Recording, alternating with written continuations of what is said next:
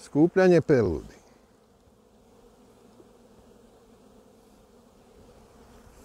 Evo sad skupljamo pelud pa ćemo malo prikazati šta je pčela do sada skupila. Pogledajte ovo, pelud je čista i nema smeća po sebi.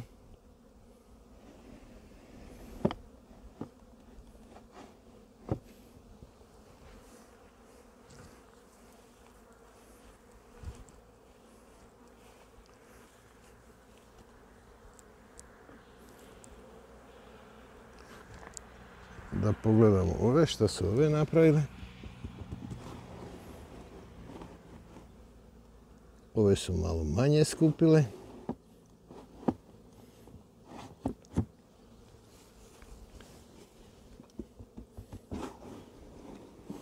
Ovo je lijepo. Što je zanimljivo da svaka koščica skuplja drugačiju pelud. Da malo još pogledati ovdje.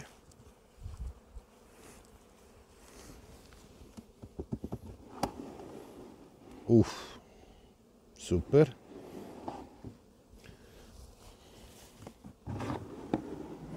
Ova je manje. Temu peludi ćemo obraditi kasnije. Skupljači peludi rade.